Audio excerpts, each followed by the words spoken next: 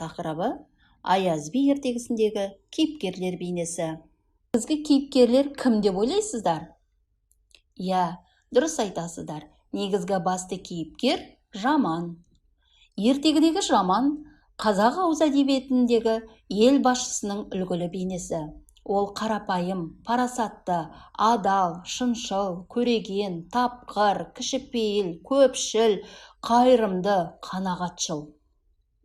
Бұл қарапайым халық бұқарасының елді осындай адам басқарса деген арманынан туған бейне. Аяз би туралы айтылатын ертегі аңыздардың бәрінде дерлік Жаман қойшының Мадан хан сынынан өтуі, үйленуі, ханның күншіл, ақылсыз қырық уәзірін өлімнен құтқаруы, оның даналығын, достыққа адал, сетке беріктігін, әділдігін мойындаған хан өз тағын беруі сөз болады. Жаман хан болғаннан кейін де жыртық тоны мен жаман тымағын хан сарайының босағасына ілдіріп қояды. Кейде хандық тақтың буымен көңілім асып тасып бара жатқандай болсам, соған көзім түседі де тез тәубеме келемін дейді екен. Сөйтіп ол жыртық тоны мен жаман тымағын көрген сайын тәубасынан жаңылмай өзіне өзі «Аяз би әліңді біл, құмырсқа жолыңды біл» деп отыратын болған. Қысқасы, Мадан мойындап, халық қалап, хан етіп көтерген Аяз би кім болды екен? Сен білесің бе айдарындағы мына мәтінге назар аударайық.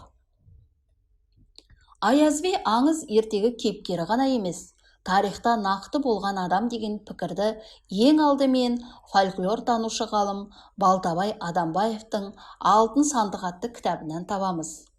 Назар аударайық. Аяз би тарихи адам. Ол 40 жылдай Хиуа ханының қойын жайып, сауатты, білімді кісі болған. Хиуа хандығының шежіресін жазып жүргенін біліп, хан өзіне уәзір етіп алған. Кейін Аяз би Хиуаға хан болған. Тарихи аңыздарға қарағанда Аяз би Арал теңізі жағасында өмір сүрген. Оның тарихи адам екендігін Арал теңізінен 200 шақырымдай жерде табылған Аяз қаласының орны дәлелдейді. Аңызда Мадан хан Аяз биді барса келмес деген жерге жұмсайды. Қазақ жерінде мұндай қала бірақ арал бар. Ол Арал теңізіндегі барса келмес. Ал Амудария жағасынан орны табылған Аяз қала Арал теңізінің 200 шақырым жерінде жатыр.